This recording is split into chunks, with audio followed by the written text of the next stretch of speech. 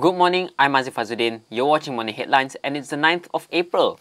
Now let's start things up with New Straits Times. They are running a story with the headline, Team C Shocker, talking about PKR's inner politics. Now Saifuddin Nasution, Nurul Izzah and Rafizi Ramli are forming a team to go up against Khalid Ibrahim and Azmin Ali. Now one of the reasons why they form a Team C apparently is to restore balance to PKR. So by creating another team to go up against the inner politics, by their logic, would somehow solve things. Now, I don't see how it's going to work. Talking about Team B is, of course, led by Tin Chua, who is already Vice President of PKR. Now, PKR's elections are sometime end of this month.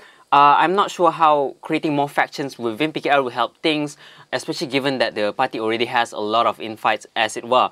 Not really a good move in my opinion. Now, talking about Khalid Ibrahim much earlier, we have a nice little story carried by the Star, pressure on Shahbaz. So the story is talking about how people are unhappy or what's with our water rationing, how the water crisis is being handled. But funnily enough, I like how it's placed up against a picture of the seaman who was aiding in the MH370 disappearance flight in the Indian Ocean, right? So funny, really. Funny picture. But anyway, this report just talks about how people are unhappy and how the water rationing is really causing a lot of grievances to people. Which brings us nicely to Sinaharian's story, Demi Rakyat. So in the Selangor State Assembly, Khalid Ibrahim came out to talk about how he is dealing with water rationing, how infrastructure is being fixed up, how he's dealing stuff with Shahbaz. You know, it's all for the people, Demi Rakyat. You know, at the end of the day, it's about meeting what Selangor wants, and it's about making people less angry with the fact that the water Selangor crisis is making a lot of people unhappy. Now, they dedicated a 2-page spread to that. You can go inside and look at it if you want. But particularly, I feel that there's nothing really new being said here. Now, interestingly, if you look at this upper story here, Pengajuh Parti Liar di Siasat. Now, if you're on social media, you have noticed that people were talking about this Topless Friday beach party going on at the end of this week, somewhere in a club in Ampang. Now, I feel that this story is a bit overblown. If you go and read the full report, I think people are overreacting. I'm not sure whether people go topless, but I feel that there's a reference and there's a wordplay to draw people's attention to come to the club on a Friday evening. Are people overreacting? I really think so. Now let's move on to the next story, which is by The Sun. Now, continuing the disappearance of the MH370 saga, The Sun runs a story with the headline Silence, with 3 dots here, talking about how the pings coming from the black box is now gone. So efforts to search for the black box is becoming now more difficult. And this is the same story being carried on by Utusan Malaysia with the headline Isyarat Makin Pudar. And if you read the full report, you will notice that they're talking about how they want to make the search area smaller, to make it more concentrated.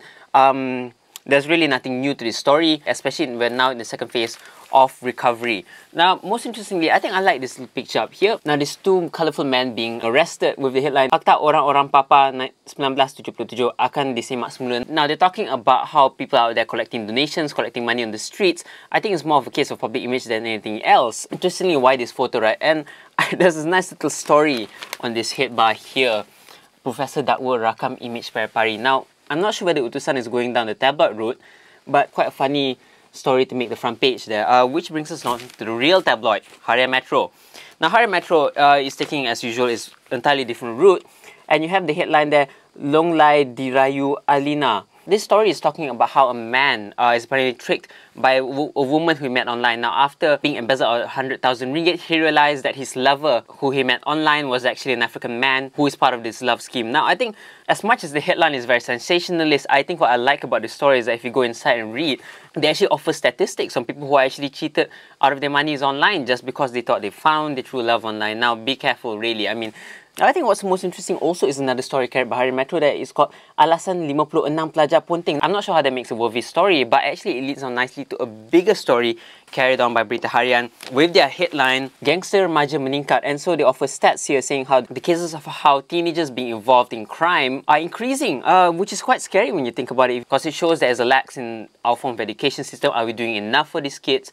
That's something really that the authorities have to think about. Not only authorities, but parents, those in school, teachers. We have to work out a system to make these kids stay in school instead of gangsterism.